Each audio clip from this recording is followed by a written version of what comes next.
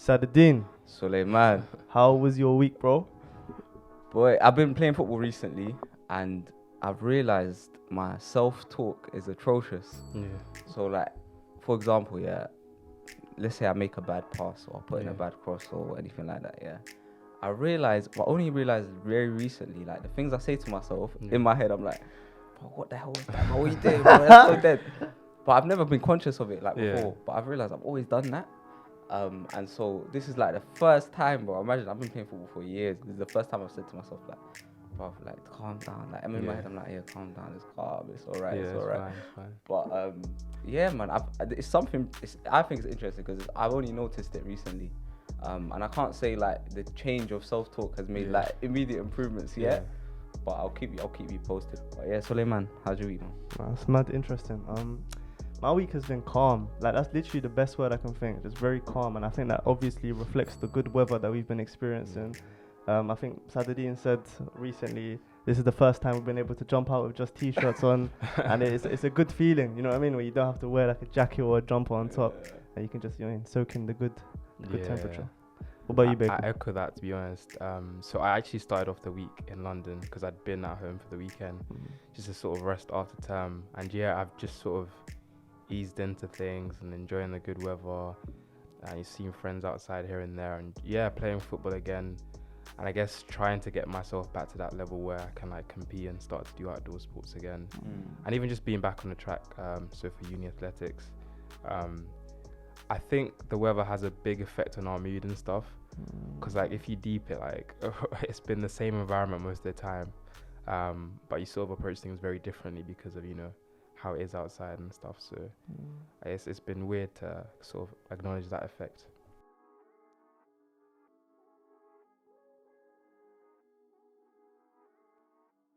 Baker, what is your earliest memory? My earliest memory. So I was born in Uganda. I lived there till the age of 9. So to be honest, my earliest memory is probably like stuff in primary school there, just sort of kicking the ball about and just like screaming to friends to pass the ball, that kind of thing. Like very, very simple things, and maybe a few things from like in and out of class. And I lived in the capital city, but often I'd go back to the village to visit my grandparents and stuff. And that was always like a very fun time, like for a kid anyway, because it's sort of even more open space, running about, doing things like fetching water, just sort of like farming and that kind of thing. And I think there's always those kind of things, just like simple pleasures, climbing the odd tree, trying to get fruit. How would you describe your it's a mix upbringing? in that. Is sort of very mixed, but like I'd say it's a mix between sort of being humble, grateful for sort of the state and like the life I had, but also being ambitious and acknowledging that there was more, and that was mostly through my dad. So I think he'd sort of done well for himself as far as like making a living in Uganda, and his emphasis was like strong on education and stuff. So I think that rubbed off, or it was evident in our conversations. So sort of like taking school seriously. So when it came to education, I was always ambitious and trying to do my best. But when I say humble and being grateful, there was obviously always the contrast of like being back at home, being with like my aunt and my grandparents, and now it's just like very simple, sort of getting by and living life to the fullest, even when you're not necessarily having access to like everything that everything that I have now. And in comparison, that was never a problem, sort of thing. And it's I don't think it's ever a problem until you're exposed to certain things. So you kind of learn to appreciate what is around you. Yeah. So then, man, I don't know if I've ever asked you this. How would you describe your upbringing? So when I think about upbringing, I just think about my mum, and I just think about her influence, my mum and my grandmother. So those were the two pivotal people in my life growing up, the people that I would spend the most time with, the two people I would consider to be authority figures in my life. So then I'd probably maybe do what you did and kind of think about what were their qualities. And I'd say like my grandmother was very patient. my mother was very like she's very not relentless. What's the word I'm looking for? Like the one kind like someone that can kind of go through like challenges and Resilient. resilient, resilient. right? So resilient and patience were probably like two qualities of my upbringing. Okay. Yeah. Mm. I wanted to quickly ask a bit about like what do you miss most about like your early life? My early life. That's the thing. It's because you mentioned that I was concise, and I think it's natural to kind of go down that route because it's sort of less specific memories and more like feelings and stuff. I say what I miss is just the stress-free nature. I think, and I think that can be applied to a lot of people's lives. You sort of reach a certain stage of life where you now have to like constantly think about what you're doing every day and what its impact is long term on like where you are now and like where you want to be, kind of thing. And yeah, like in the purest form, my upbringing was just stress-free. Like it was full of lessons, but my day-to-day was sort of just enjoying myself and like being present and enjoying almost every single moment with like the people around me and stuff. And obviously there's elements of that now, but I think the difference is nowadays it sort of happens once in a blue moon and you do appreciate it, but you almost, because things are a faster pace, you don't have many moments to sort of take time to be present, I'd say. If you had to put that down to one thing, what would you say it would be? Oh, do you know what? Expectation. I think the more you kind of achieve for yourself in one sense or another, and obviously moving from Uganda to the UK, and sort of seeing opportunities in certain senses, and obviously like progression through the education system, there's expectation both from yourself and from your family, and from people around you, friends that kind of see potential in certain ways. And yeah, so there's always a question of like, is this productive? Am I am I working towards what I want to do? Am I being a good person? Am I sort of trying to achieve? I don't know if you guys share any of those kind of thoughts. Do you feel like the difference is to do with society or to do with the fact that you're at a different stage in your life now? Do you mean you're older? Yeah. You're probably considering you're considering obviously careers and like making money and all of those things. Definitely society. And now we live in a stage where like Mbappe is winning a World Cup at 19. And people are doing crazy things and like there's so many opportunities in all sorts of industries and sectors. So combined with expectation is also the element of choice. So like you even constantly rethink what you're doing and if it's the optimum thing for achieving. Would you say you're hard on yourself? Oh, for sure. I'm hard, but I think maybe it's because in the past when I have been harder, I've sort of achieved better.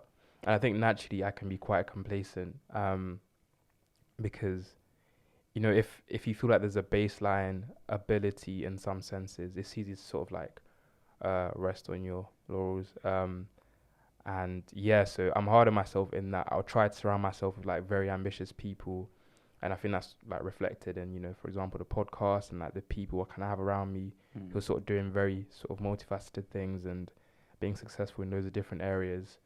And even earlier we're mentioning medicine and like things I want to do in medicine, but I sort of quickly tapered off to things I want to do outside of medicine because despite it being a great career, I feel like there's more out there and there's more I can do to sort of contribute to people's lives and that kind of thing. So yeah, I'm definitely hard on myself, but I'm working towards being hard on myself in a healthy way, I'd say.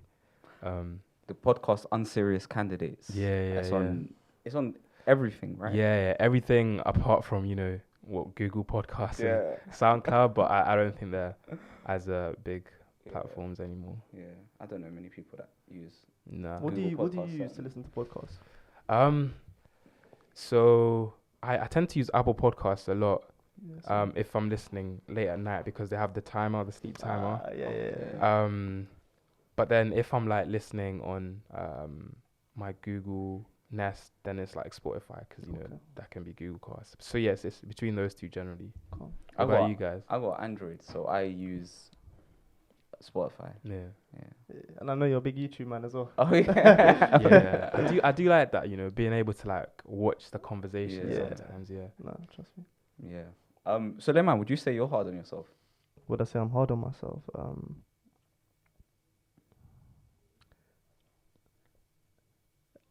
I like to think I've got high standards in terms of what I want to achieve and what I expect of myself. I don't know if that's the same as being hard. It's like, because what's the difference between being hard on yourself and wanting good for yourself? That's true. I mean, would you say you can want good for yourself without being hard on yourself? Yeah, I mean that's the optimal kind of like path. Yeah. Right? That's the optimal kind of Yeah. kind of mindset to have. It's one of those ones. Yeah, I think for me, like being hard on yourself would probably mean like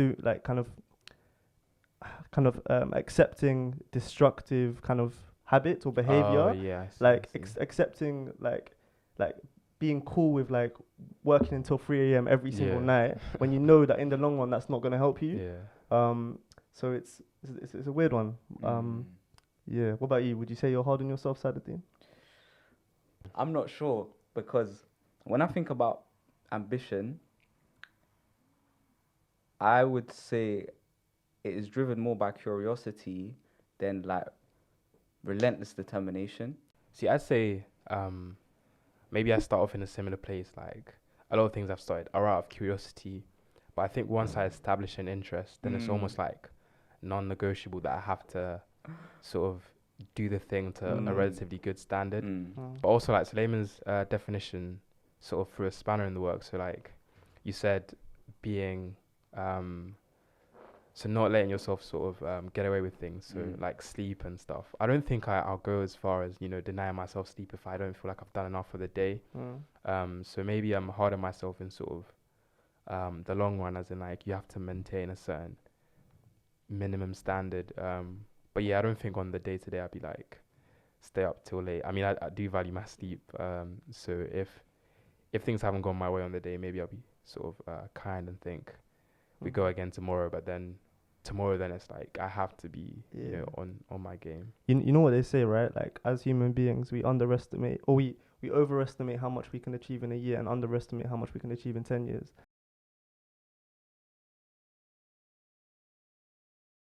What's the biggest change you noticed about yourself through your secondary school years? I say this a few times, but learning that revision was a thing. I feel like I was naive early on in school in that like I accepted my grades as they were, and I thought if you did well academically, you were God's gift, basically. So I think that mindset sort of allowed me to coast through school and just be a joke, man. Like I feel like my biggest focus in class was generally just like talking to my friends, like busting jokes, that kind of thing. Even to the point where one parents' evening, so there must have been a new art teacher for like a couple weeks. And normally my parents' evening are like, the grades aren't perfect, but you know, he's a good kid, he focuses, he listens. So actually this art lesson, I don't know if it was a bit passer between me and a couple people, like back and forth arguing, But when the parents' evening came, this art teacher sort of framed it as like, oh yeah, he doesn't pay attention in class, and he seems to be talking to this group of girls a lot. So I'm thinking, raw, like I wasn't even talking to them in that way. But yeah, it was sort of like an altercation or whatever. But yeah, I think that point, sort of driving home with my mom and like having a very hard conversation about, you know, focus and stuff, sort of led me to, you know, start talking to my friends a bit more and like seeing what they do. And in particular, one friend who sort of was always achieving well. And yeah, so I had a big turning point from, I think, so we did some early GCSEs in year 10. And I think surrounding myself by people that, you know, did well academically and seeing what they actually do like after school and like knowing that, you know, it's actually about revision. Like no one wakes up and gets good grades. I mean, some people do and find it a lot easier, but for the most part, people put in the work. And yeah, so like that was like a snap. And I sort of, obviously at that point it was like very much freestyling, and like you didn't know much apart from like reading the book over and over again and hoping something sticks. But from then on, I think I sort of maintained and experimented more with like, what I was doing, and took the joke man out of me in classes and stuff a bit more. What would you say was like an insecurity that you might have had during school? Was there any that? Ooh. What was one of your biggest insecurities during school? I feel like it was a lot of little things like not being the fastest in the year. It was a bit of clout, and I just remember being in and amongst the conversation. But when it came to it, there's probably one or two people that would, beat me in most races. Yeah. But yeah, so I think one of my biggest insecurities, I think I was quite an anxious kid, like especially in like social settings. So like, if you weren't one of my close friends, then like I wouldn't really be as comfortable talking to you, like particularly one-on-one or in social settings. And I think I often struggled to kind of get my words out and be around certain people. And I'd say at university it's probably transitioned to more of like what I've been told is like a more of a quiet confidence. So like I've sort of drilled myself to be able to speak out and like get words out in conversations. But so when I'm not engaged in conversation, it's almost like I shut off completely. So Amin would say that I kind of walk around with like a straight face. Whereas like, if you know Amin is a very smiley person. And that's sort of the transition now. It's sort of like I take my break. I'm not having conversations. But yeah, that was definitely an insecurity in secondary school, because I was aware of it. And like going into certain situations, I'd have this low level anxiety about how is it gonna go, what am I gonna say, and I'd be very, very, very, very conscious about those sort of things. I can relate to that point in terms of, I'm trying to think of like when I went to like a social gathering, let's say, with people that were from different schools or from like different areas, and like what was that? It's like it's an anxiety to kind of live up to reputations. Yeah, I think that's something that comes to mind, and it's like, it's hard to put into words. But yeah, I can relate to what you're saying. Yeah, and to go back to what you said about sort of sprinting and like athleticism being a social sort of currency, I think that helped a bit. So like, not being able to talk to people was one thing, but like when you can kind of show up to the football pitch and like get some respect for and they're doing fairly well, or like racing and that kind of thing, and like the athletics competitions, like that definitely helped to sort of be in and amongst the social groups, regardless of how often you talked or like how much you talked, kind of thing. Do you know what comes to mind? Go on. Our conversations of being a victim, like, and like conceptualizing what it means to be a victim, basically.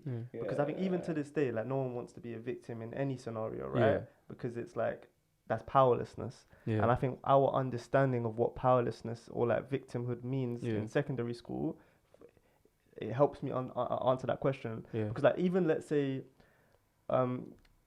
this probably has so many layers to it, right? But let's say like a girl in your class like buoys you off, right? And not being able to respond to her and say something witty in response. There's probably some underlying dynamics there, right? But like just not being able to kind of I think wittiness is actually really important. It would carry weight like for the next couple of days. Exactly. People are gonna bring it up. You're gonna be that guy. Yeah. It was always the thing of like there being an audience. So like one of my close friends, I think we were playing football and he must have taken a corner. And he comes over, walks towards the goal, like running, and I just sort of like playfully trip him up. He falls to the ground. But it's the fact we're playing football in the playground. Everyone starts laughing at him. When I tell you this guy's my boy, so like if that joke happened in like an isolated setting, like he's just gonna laugh it off. But he got so pissed, he started chasing me around. So we literally left the playground. We went through like hallways in the classes and stuff, and then back onto the playground. And he didn't stop until he tripped me up, and then he left it there, just to sort of say, "Alright, cool, I've washed it." I washed it off. No one can laugh anymore. Bro, it's like It's being a even. gladiator, bro. In like a arena. Do you know what I mean? It's Yeah. like, nah, it's crazy. It's really because that's so interesting because I don't think that aspect of us leaves us ever. Like Yeah. in terms of obviously it doesn't manifest in violence like Yeah. in that level, but that level of performance, you can Yeah. imagine it happening in a boardroom or something. Like someone tries to one up you and then you're Yeah. like, say no more. You It's might do it's it later. An arm wrestle, isn't it? Yeah. It's an arm wrestle. Yeah. I would say that like at uni, I think I've sort of learnt to appreciate that it doesn't really have an impact on like who you are and what your core values are. So like you gotta be comfortable with taking a few L's and be like, you know what, fine, like it doesn't represent me. Like I'm still this, I'm still that. But yeah, it's definitely a process because like you can say that internally, but you know behind that thought is like I shouldn't have let it run. Yeah, I think that is definitely the case. Being able to kind of detach moments from who you are and not necessarily everything being intimately bound up Exactly. with each other. To what extent would you say your core values have changed? To a big extent, I'd say. Because I think, like I said, I was naive. So on like the education front, but I think I was naive in a lot of aspects. Like I didn't really understand. Like, okay, so I was also naive in the sense of being too kind, if that's a thing. So like, sort of giving people more than they're giving back, kind of thing. And I guess the values in terms of being my best version hasn't really changed, but like I guess the threshold for like tolerance has changed and that kind of thing, and also just the things that are important. I think in the early stage of sort of trying to establish yourself, you think, oh, like forget this interaction. I'm just gonna go, do this and like play this game of football, read this book because this is the next stage. But actually going back and reflecting, I realized that those things are important, but you have to sort of surround yourself by people as you progress through them.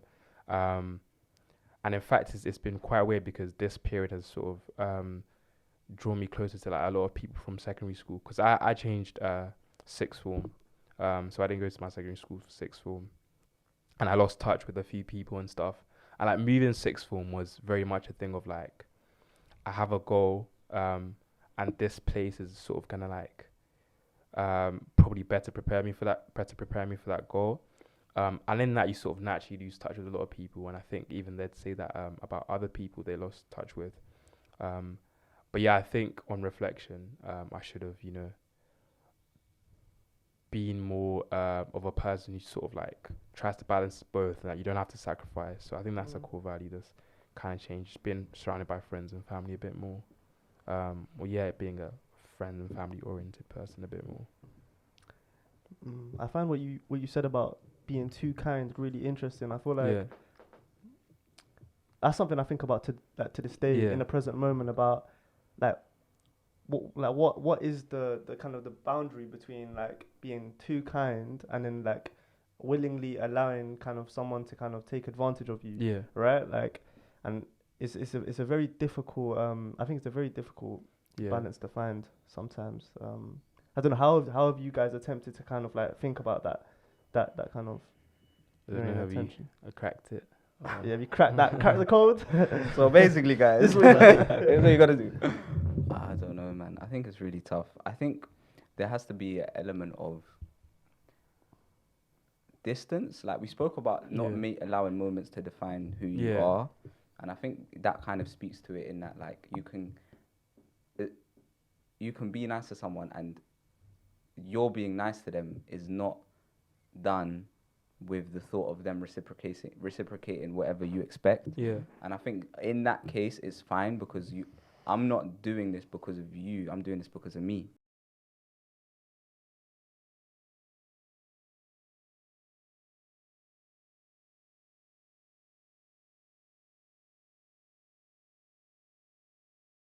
So we were speaking about kindness and not like being taken advantage of, and how in order to kind of be cool with being kind to everyone, it kind of requires you to have certain control over the situation, and it's in some cases like associated with a lot of privilege. Yeah. So my question for you guys is, is with regards to the idea of self-sufficiency or self-reliance. Like, do you think self-reliance is a good thing? Like, is that something we should strive towards, self-reliance?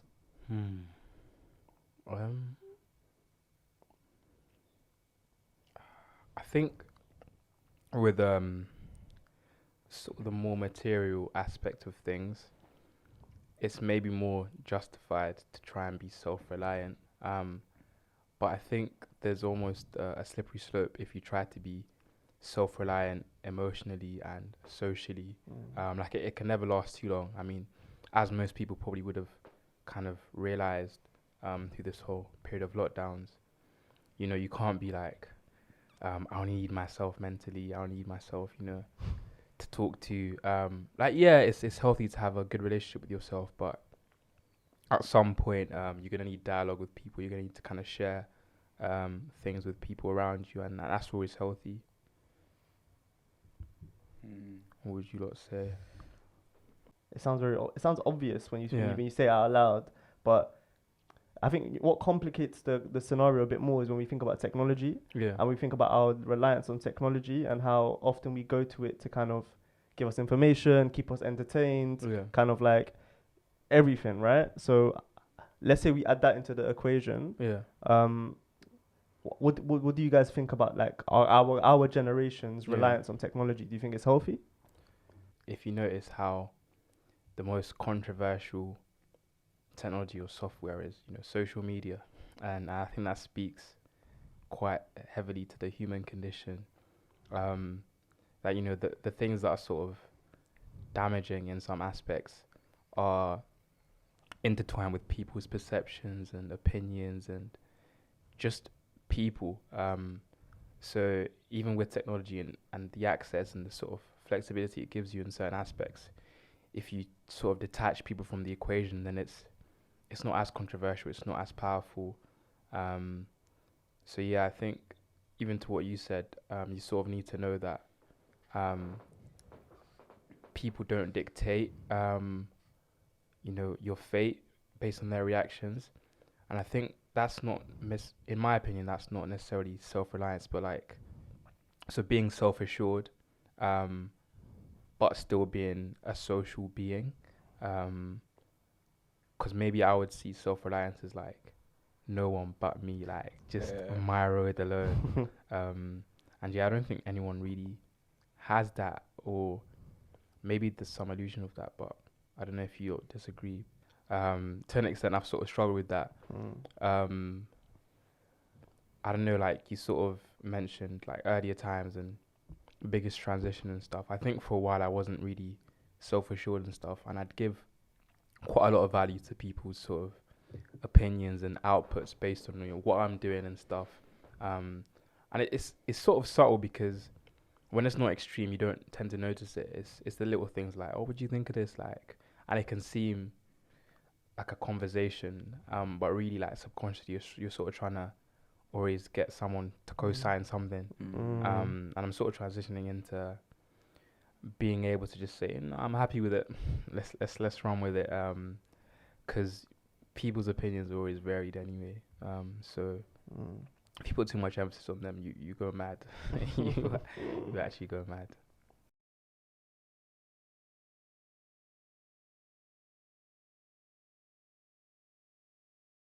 So you spoke about transitioning to a new sixth form and kind of like having a specific goal in mind and wanting, like, it was an environment that allowed you to achieve the goal that you had in mind. Like, do you want to speak a bit more about kind of the culture of your time in education at that point in your life and like how that experience changed you as a person? So for context, I moved from a secondary school in sort of the Ilford area, and I moved to Brampton for sixth form. But that was, you know, from seeing, you know, the Twitter side of Brampton and just seeing people successful, and in particular Joseph, who's like a fifth year medical student at this point, and literally just seeing him on Twitter achieve good grades and like get into Cambridge medicine. Was Joseph wearing a Hugo Boss tracksuit? I think so, yeah. Bro, Joseph Fadiku, yeah. Man. Joseph Fadiku, yeah. Nah, dissertations are going to be written, bro. When I tell you, like, at that point, I hadn't even conceptualized, like, Cambridge, for example, like I think I just about decided I wanted to be a doctor. But like, if you told me, yeah, I'll put you into sort of any medical school, yeah, like I say, cool, let's go. And I guess I still try to maintain that attitude when applying because like being a doctor is sort of the overarching goal. But yeah, that was an example of like just aim as high as you can. Like if you land somewhere good, like still be happy. But yeah, I literally saw Joseph on what was A-level results day. GCSE results were a week later. I picked up my GCSE results. Spoke to a few teachers about the possibility of leaving, and yeah, like one or two were like, just go for it. You got to kind of see. I queued up at Brampton that day. A massive queue. Eventually got to sit down with them, and they said, yeah, it's fine, you're cool, you're good to go. So yeah, in terms of the culture and like why I did it,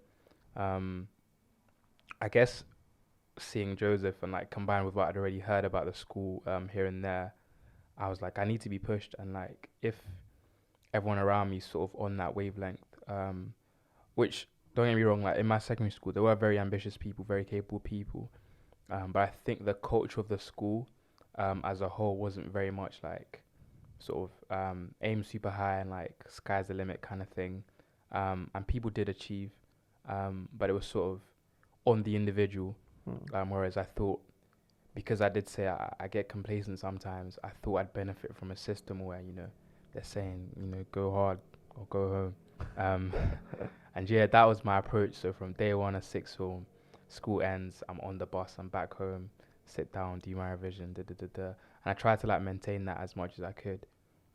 And yeah, I'm thankful that it kind of led me to this point, but obviously there wasn't always a smooth ride, and you kind of go through some challenges and you're like, what am I doing, like is this the right approach kind of thing. But yeah, on reflection, I think it was definitely a good choice.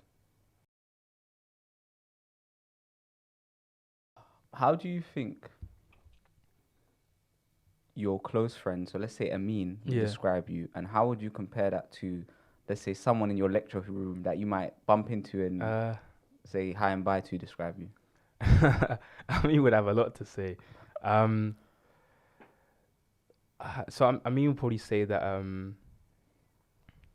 what or in what context, like academic? Just like Oh. what's Baker like kind of thing.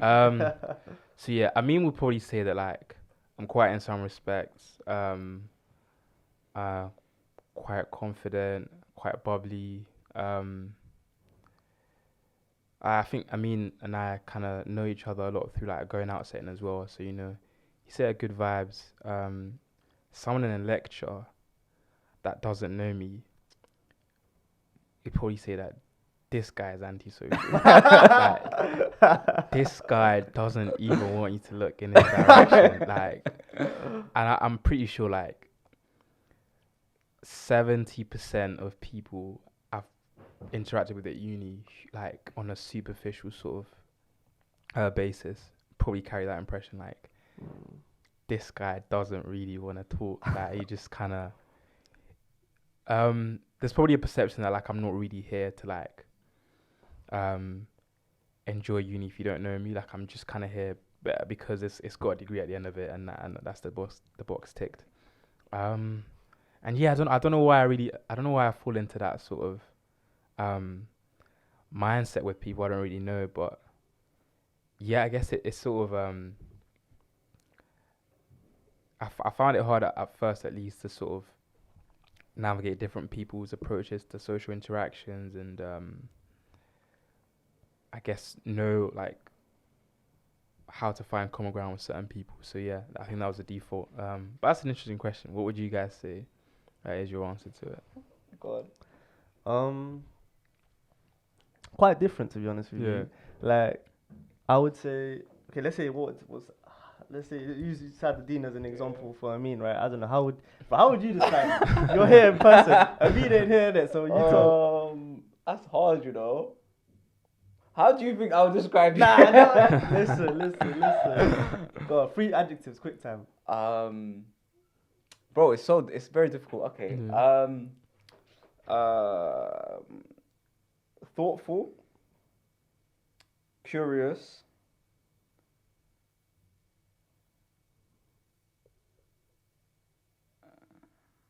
helpful. Cool. Thoughtful, curious, helpful.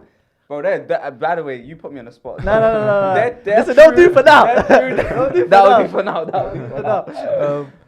And it's interesting to even think about how people that don't know you perceive you, because what are you basing that your assumption on? Yeah, Like, you know what I mean? Like, that's true. That's very maybe true. that's, I don't know. It's a bit like, it's weird. Yeah. It's weird. But I would say, like, if I was trying to be logical about thinking about it, it's like based off my kind of public presence and like my kind of social media presence and like my presence, like in those types of spaces. So they're probably just like, I don't know, anything associated with the work that I do outside of like in a public setting. Yeah. They'd probably just like extrapolate from that basically. It is true though, like just thinking about what you base it off of. I guess I've sort of based that, so the whole like lecture aspect more so on like quick interactions or like people's reluctance for longer interactions. And I can see why I give off an energy of like I don't really wanna talk. Where do you feel most comfortable?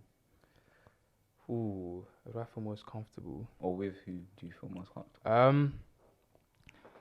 Friends, I guess that's subjective, but like I don't think I'll ever feel completely comfortable around like people I don't know, like whatever space. Like you can put me in like 50,000 different locations, and I'll never feel comfortable unless I'm sort of surrounded by a certain number of people I know, and like I'm okay with navigating new spaces and like getting to know new people, but as long as there's some sort of buffer and like there's some sort of person that's gonna facilitate that conversation and stuff. And I've sort of tried to come out of my shell a bit more, like to the point where if you did put me in an unfamiliar space, I'd be sort of confident enough to introduce myself, kind of speak about who I am, that kind of thing. But yeah, always most comfortable around friends and people that know most things there is to know about you. Does that mean like friends from early days, or does that mean just friends you spend a lot of time with, or? Yeah, I think just in general, because maybe at the start of uni it would have been just friends from like home, friends from early days. But I think I've gotten to a point where like I've facilitated similar relationships at university now. So yeah, just friends in general. I don't know where would you feel most comfortable? I remember I answered this question to you recently. recently. Go on. No, go on. So you were creasing, bro. Go on. It's so. If I'm thinking about my answer, I think it's a really good answer. Okay, so the question is, where do you feel most comfortable? And I said Nando's, innit? But I said like a very specific branch of Nando's where I'm from, innit? Park Royal. I don't know if you've been to Park Royal Nando's, like in West London. And I said at 7 p.m. Park Royal Nando's. I feel very comfortable because it's like I've been to that place many times, so there's like, I kind of know what to expect. I know who I'm going to be roughly surrounded by because it's like the demographic of the community that I'm kind of like situated in. And it's good food, and like food is like obviously an integral part. Food is always you can't go wrong. Can't go wrong, innit? So that would be my What's your order? Nando's. My order? Butterfly chicken. I get medium because I'm diplomatic. And then I get 2 pieces. Then I get 2 chips because I just love chips in it. So one's peri salted, one's not peri salted. Because I'm diplomatic as well. You can't be diplomatic with a peri shit. I can't lie. And then the water, but obviously. What about you? What about me? I get the 4 5s. But the spice is peri Tama, which I think is quite new as a spice. Yeah, that's. I actually go for peri flavor.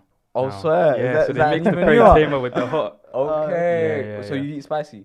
No, but so if it wasn't peri flavor, I'd just go for medium. Because I'm quite like, I want to taste my food. Like, when it starts burning your mouth, I'm like, what's the point? Yeah. And some people they'll be competing to see who goes the highest. I'm like, I'm here to enjoy the food as well.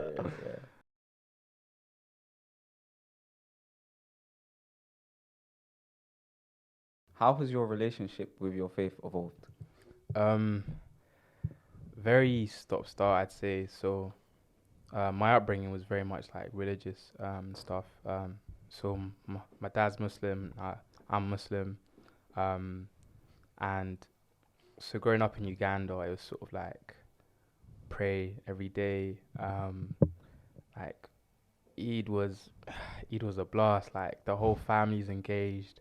It's sort of the biggest sort of occasion of the year.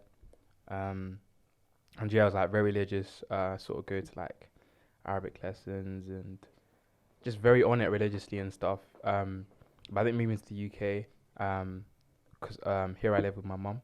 Um, she's less religious, I'd say, but I think it wasn't even a thing of like being deterred from religion. It was just sort of not having as much of the that network of religious sort of family figures around me to sort of keep me on board. And like like my faith definitely like faltered and fluctuated. And I think from then until maybe like sixth form and stuff, it was sort of thing of like having periods of like, alright, cool. I'm gonna sort of be more religious now, and like actually no. One important thing I'd say was also going to a Jewish school, which is quite interesting. So like when I first came to the UK, I wasn't in school for a while because my like took a while to find a school. First school that sort of offered us a place was the Jewish school that was like also open to students of other faith, but it was still predominantly Jewish.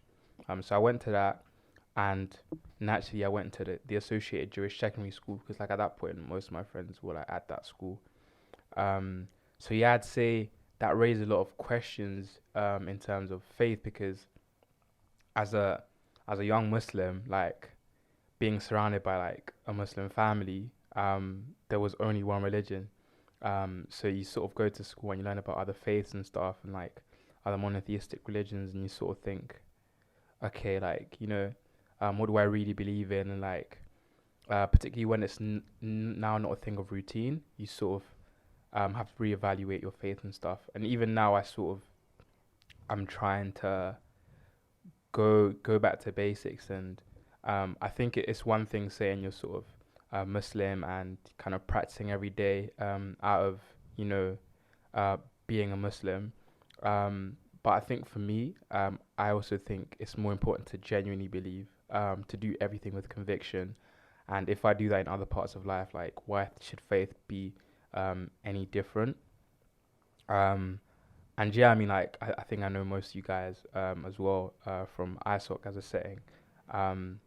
So I guess in terms of the future and stuff, I always envision myself as a more religious man, or if not, a man who's more convicted about where he stands with religion. And I think one thing that I'm always disillusioned by, or like sort of annoyed by at this point in time, is sort of my changing stance on like where I am with religion, and it's sort of like an internal battle. And I sort of at this point where I have contrasting sort of groups of friends. So I have friends who like are also religious, but equally I have friends who aren't as religious, and I guess in a sense I buy into both lifestyles. But yeah, I think my whole thing is about conviction, one way or the other. So I guess that's my relationship with faith at the moment. It's really interesting that you said that you kind of maybe imagine yourself as being, that you kind of have a vision of yourself being as either more religious or having more conviction. Like, what else do you vision? Like when you think of yourself in 10, 20, 30 years time, what else do you vision?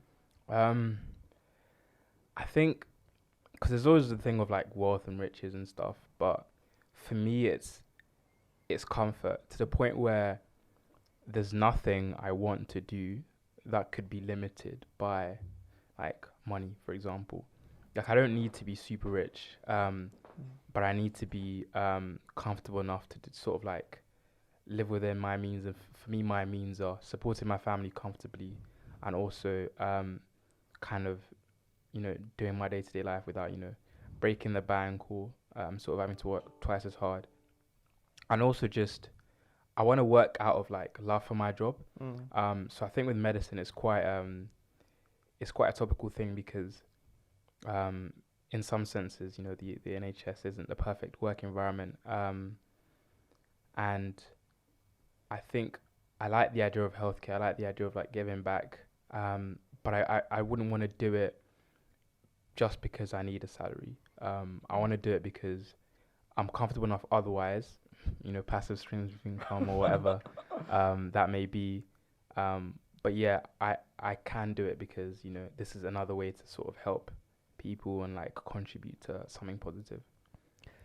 Off the back of that, I've got a question for both of you, right? Like earlier on in the conversation, we spoke about ambition or ambitiousness. What does it mean to be ambitious? Ooh. To fulfill your potential, I think. Or like, actually no, to push your limits and to push your boundaries, I think. To never feel held back.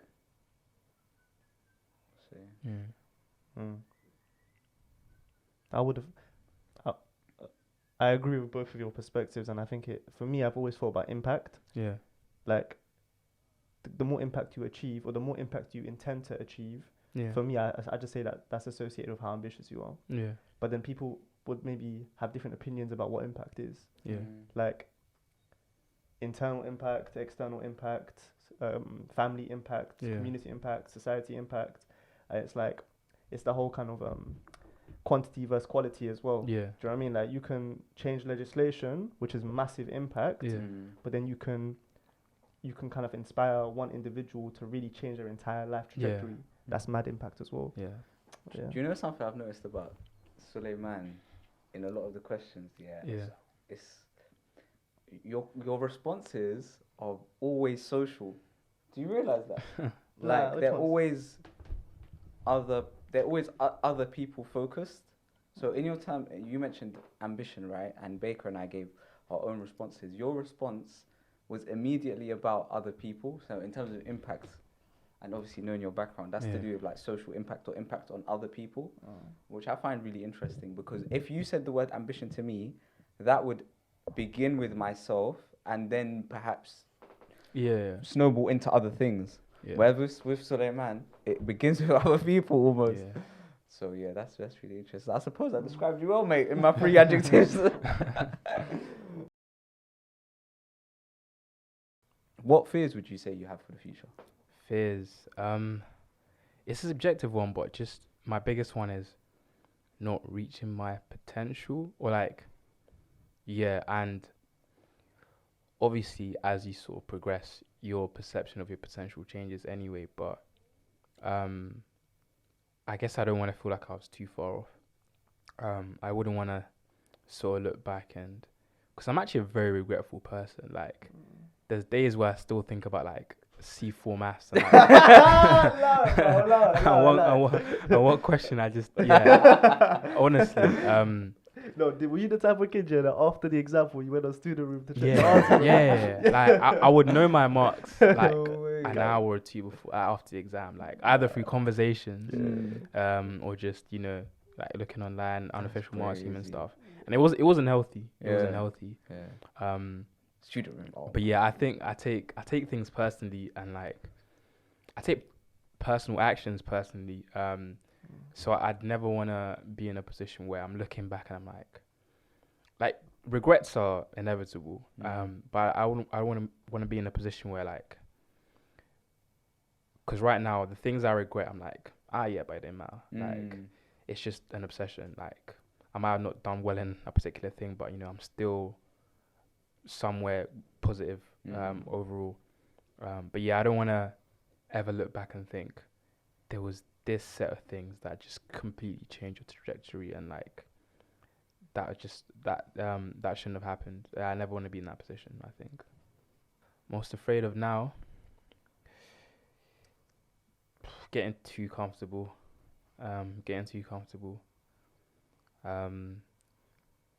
Because I think right now I'm quite assured in like what I need to do every day. Like, I think I've got a decent enough outline of like, if I'm bored not doing anything, I know what I probably could be doing. Yeah, but I never want to get sort of too comfortable in like not continuing to do those things, even just marginally every day. Would you guys say?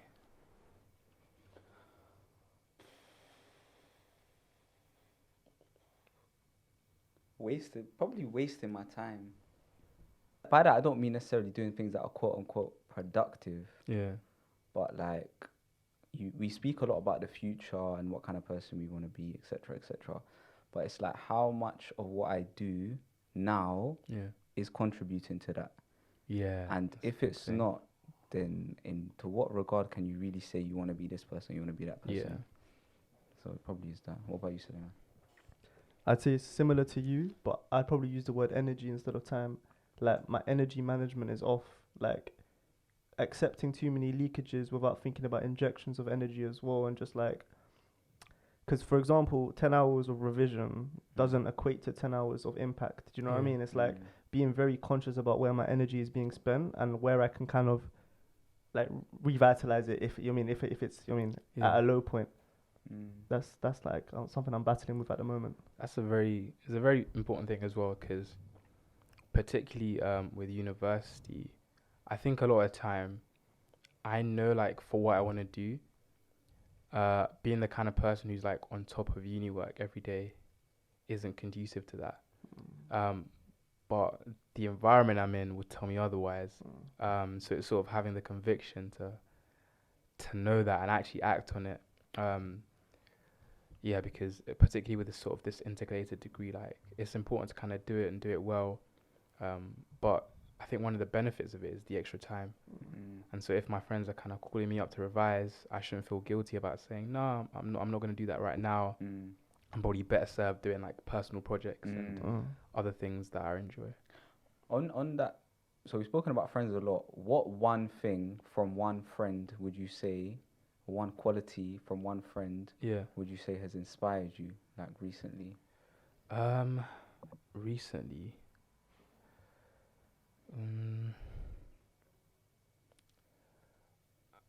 I don't know. Recently, it's kind of hard to put a finger on. But more like generally, I'm always inspired by like friends who are resilient, because like I think I'm privileged in the sense that I don't think I've ever been too tested. Like, and when I say tested, I mean like things completely going off track to the point where like people can sort of say you failed in what you were trying to do. Like I've never really been at that point where I've had to like muster the energy to sort of flip it around. But I've been lucky enough to sort of see friends go through that. And most are in the process of changing it, but it's just their attitude that's most inspiring. And I think like life always throws curveballs, so I'm sort of mentally preparing for that opportunity, or like not opportunity, that moment where things might completely shift and not go to my favor. So I always admire resilience in friends. And actually I think more recently I've seen friends sort of not get the results they want in terms of applications, maybe to like university places or I guess jobs, because people are graduating now. And yes, some of like the nature of some of them just is really sort of in that category of this is completely not what I want. And I'm sort of I admire their attitudes. If your future self was watching this, what question would you want to ask or message would you want to relay? So yeah, I mean, I think now I'd say, is your family good? Like, because on reflection, particularly earlier on, like one of my biggest driving factors is like, I have to work hard enough to like, and it's not a fair burden to sort of put on myself, but yeah, I've sort of been motivated by working hard enough to make sure my extended family is good. So yeah, I think that's an important question, because I'm confident that I have, things going my way to some extent, inshallah. But I think me being well off, or like me being able to get by, it's not good enough. I think like is your family okay too? So yeah, what would you guys say? Suleiman?